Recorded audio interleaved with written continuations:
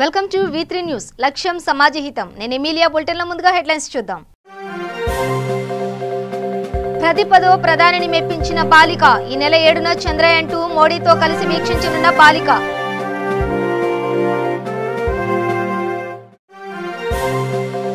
యాదాద్రి జిల్లా భువనగిరిలో దొంగల బీభత్సం 40 తులాల వెండి 4 తులాల బంగారం 1 లక్ష రూపాయల అపహరణ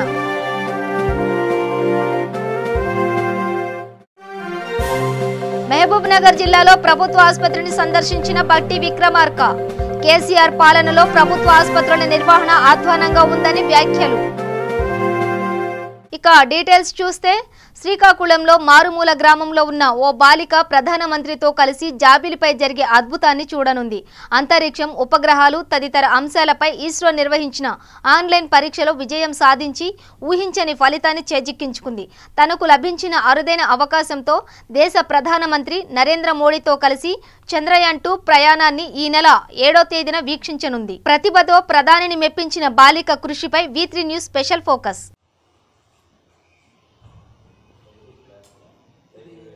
Two candidates and self test from Andhra Pradesh. So this is first candidate. You are the topper. Yes. Yes.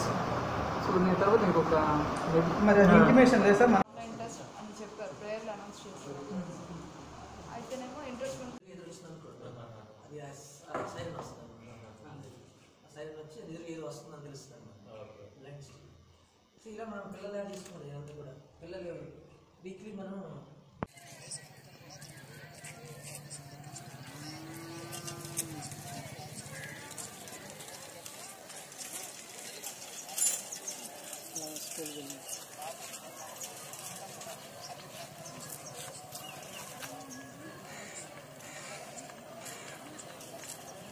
I'm going to Bangalore on 5th and we had a chance to meet Modi on September 7th at early hours and I am very lucky and this is all possible to me because of our sirs.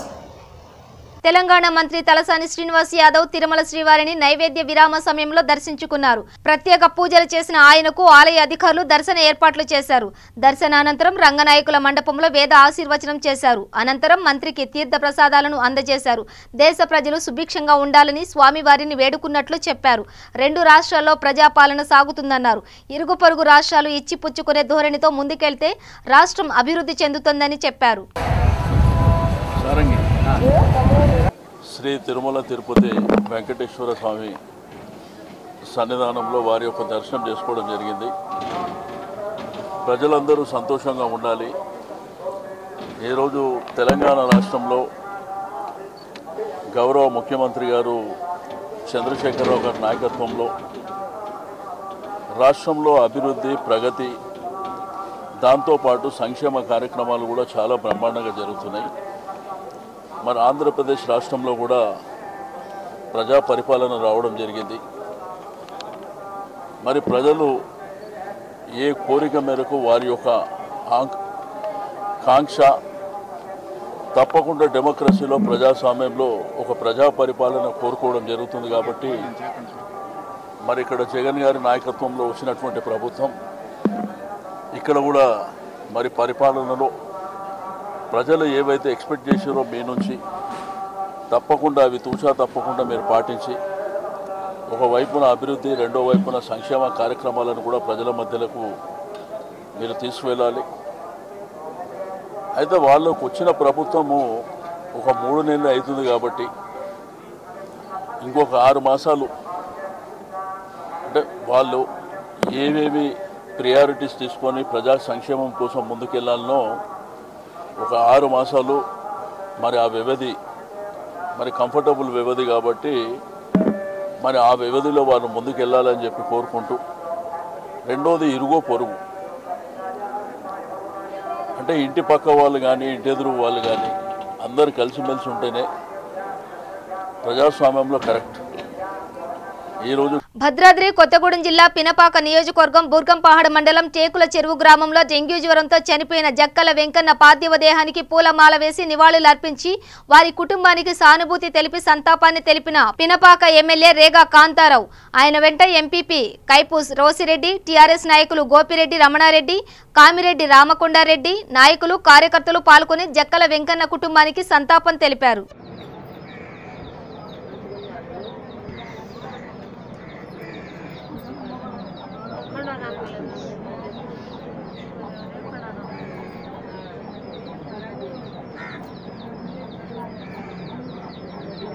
Yadadri జిల్లాలో మళ్లీ దొంగలు కలకలం రేపుతున్నారు.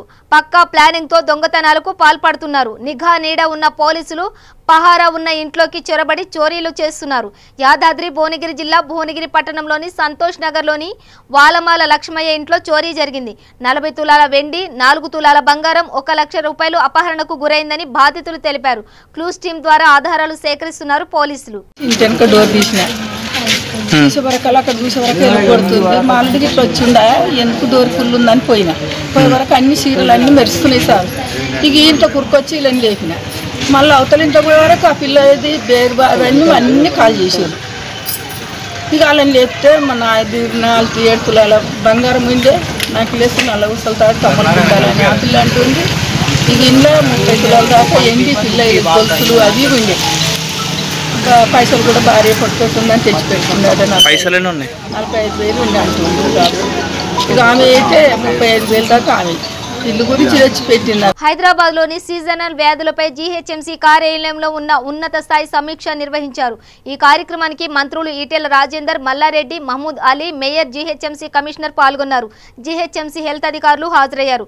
ఈటెల రాజేందర్ మాట్లాడుతూ సాయంత్రం కూడా OP సేవలు అందిస్తున్నాం.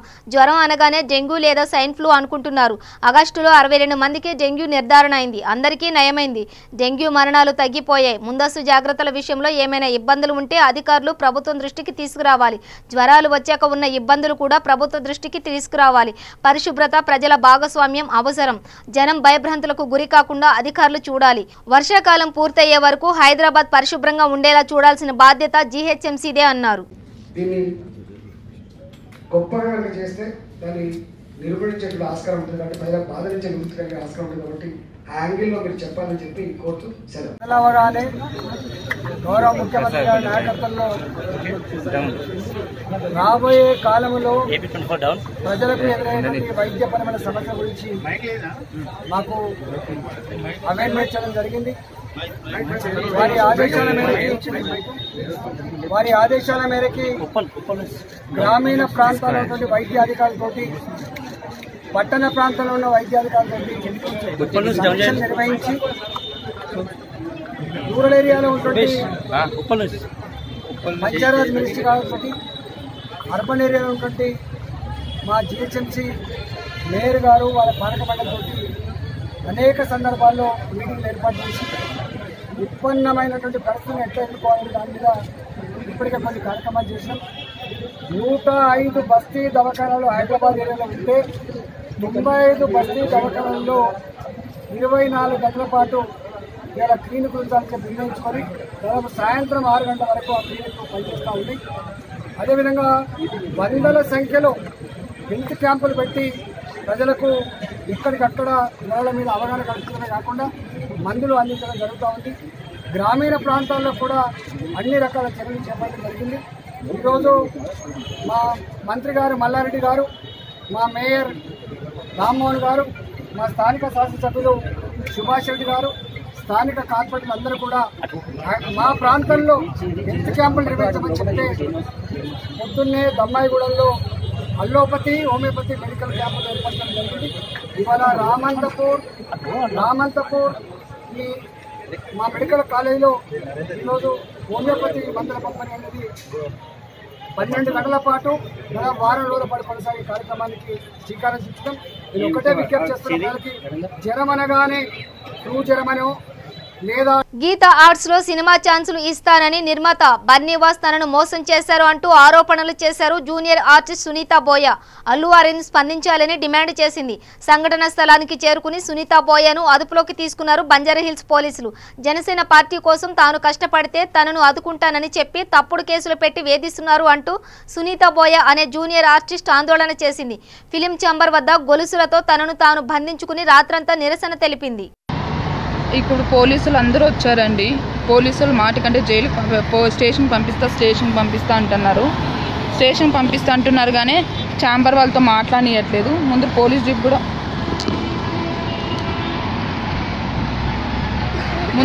Jeep కూడా ఉంది.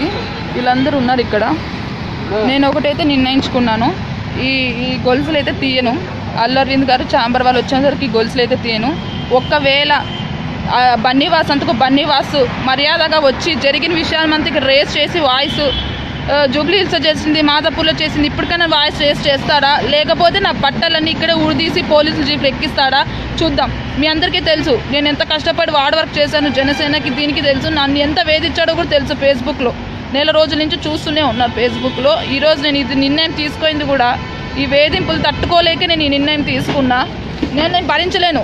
ఇంట్లో కూర్చొని రోజు వీడిట్లా చేసినాడు పోలీస్ స్టేషన్ చుట్టూ ఎక్కి కేసులు ఫైల్ చేయలేను, కోర్టులకు వెళ్ళలేను. అందుకే నిర్ణయం తీసుకున్నా. మీకు తెలుసు నేను ఈ పని చేస్తాననేసి.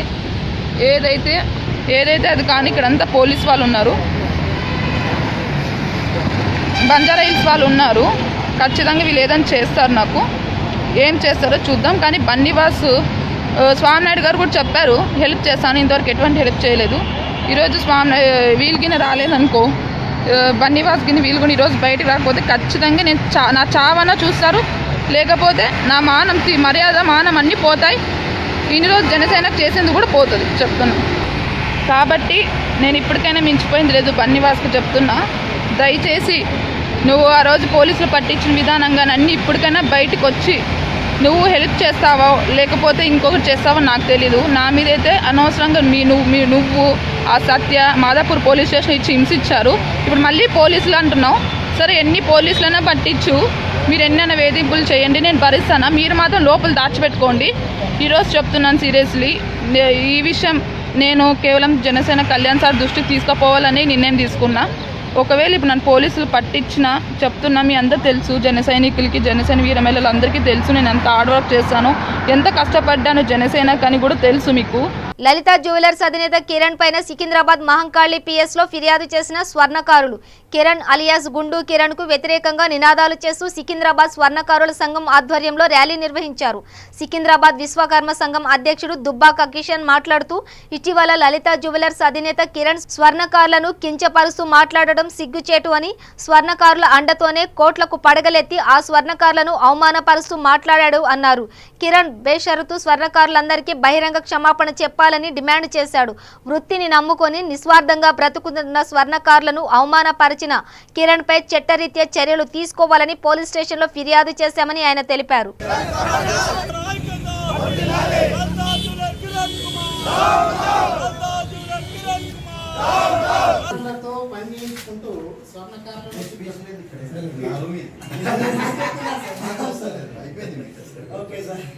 ఏ స్వర్ణకారుడు బంగారం తీసుకొని పారిపోయాడు వీడు చెప్తున్నాడు.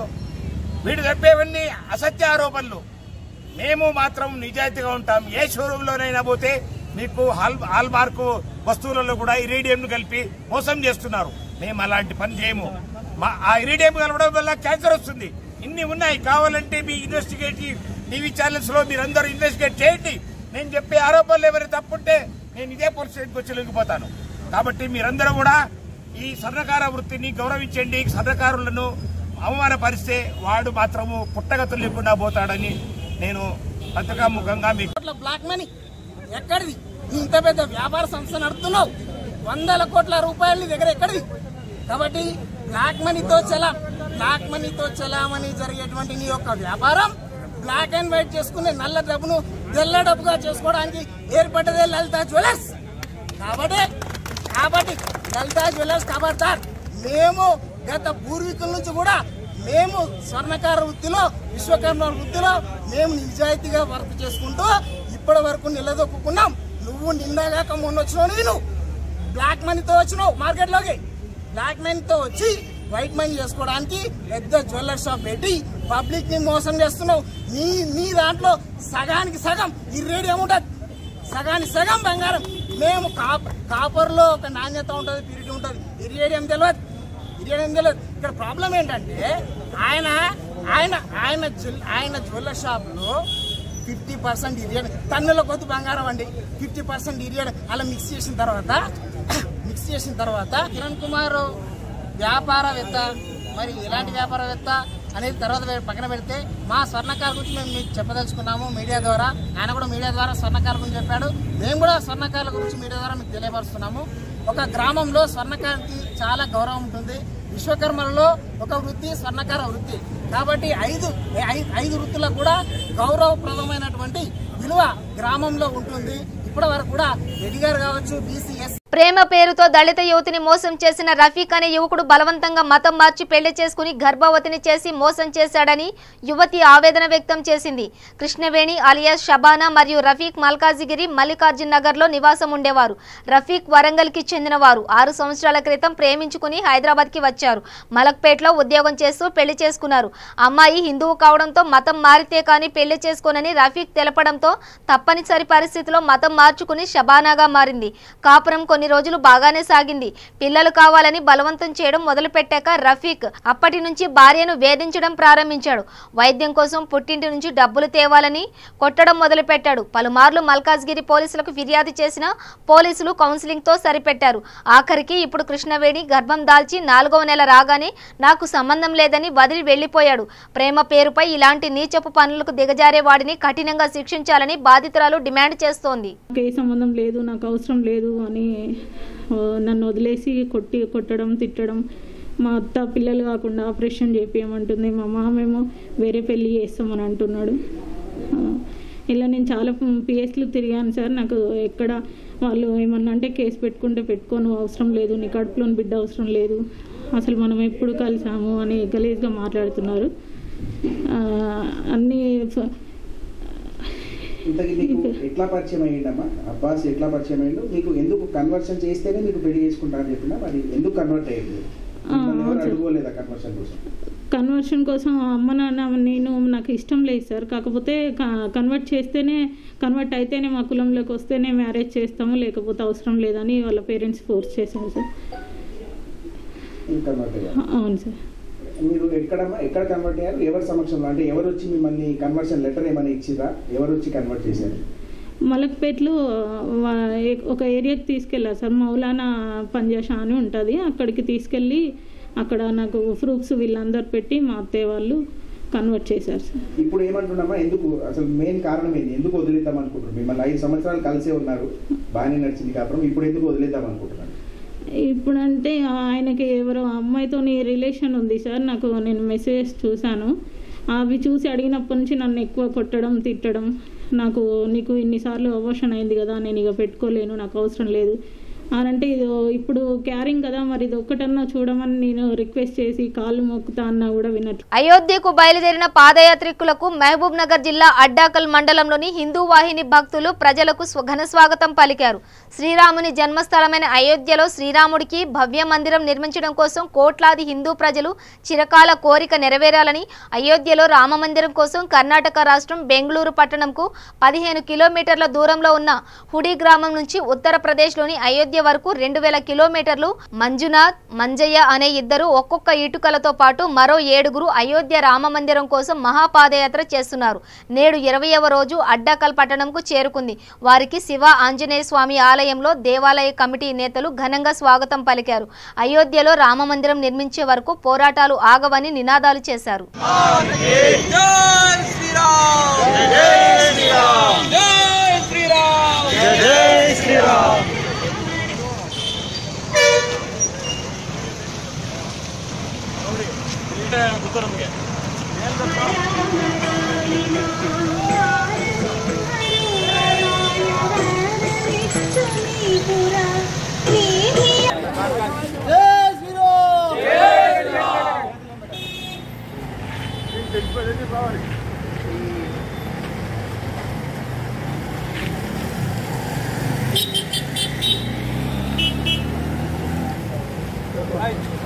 తెలంగాణ రాష్ట్రం మహబూబ్ నగర్ జిల్లాలో ప్రభుత్వ ఆసుపత్రిని కాంగ్రెస్ రాష్ట్ర నాయకులు బట్టి విక్రమార్క సందర్శించారు.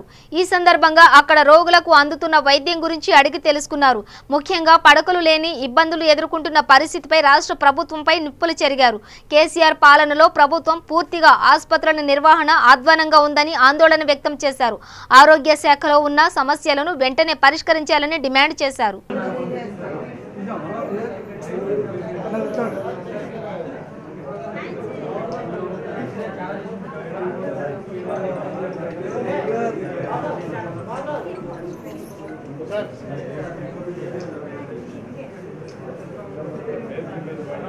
ఎన్ని బెడ్లు ఉన్నాయి మొత్తం?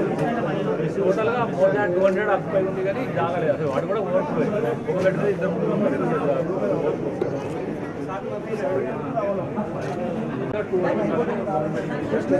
అంతప్పుడు 12 వరకు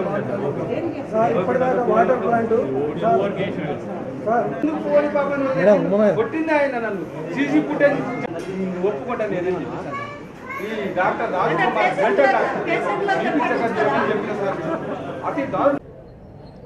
ఈ రాష్ట్ర ఆరోగ్య శాఖ మంత్రి ఏమాత్రమైనా మానవత్వం ఉందా నీకు?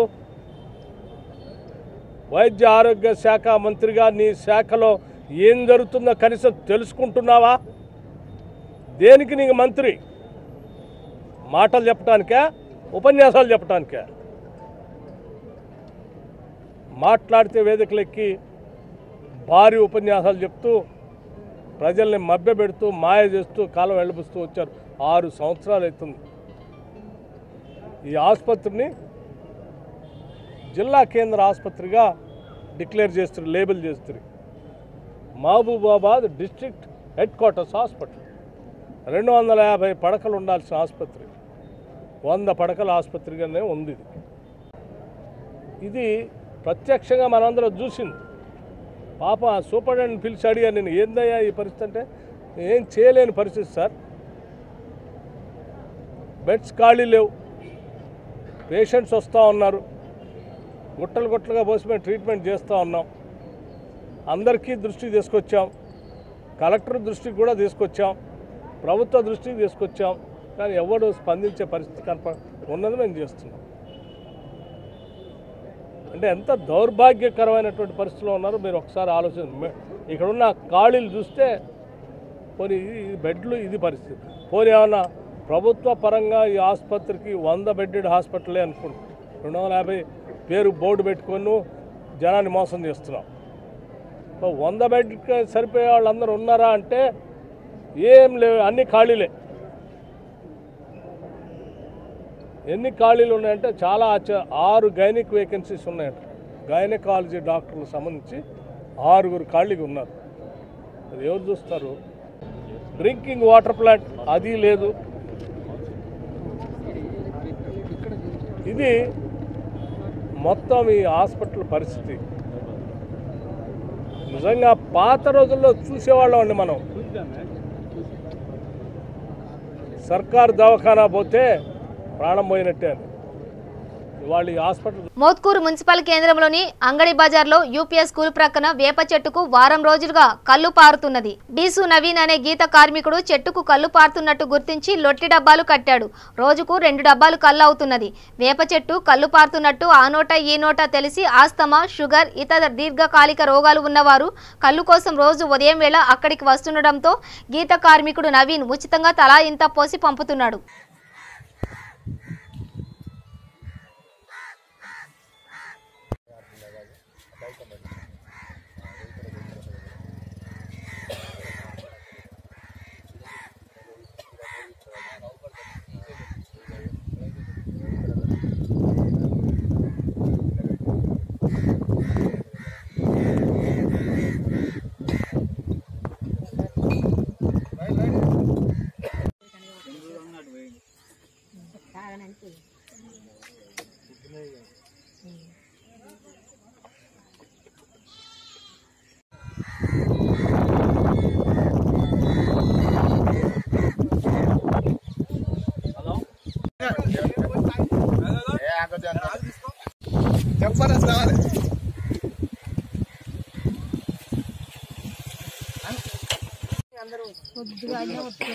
అంతమంది నానా అంతమంది జమ అవుతారు. బులెటిన్ ముగించే ముందు హెడ్లైన్స్ మరోసారి.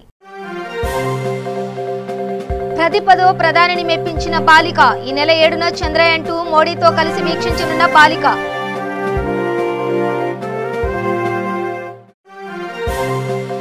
యాదాద్రి జిల్లా భువనగిరిలో దొంగల బీభత్సం. 40 తులాల వెండి, 4 తులాల బంగారం, 1 లక్ష రూపాయల అపహరణ.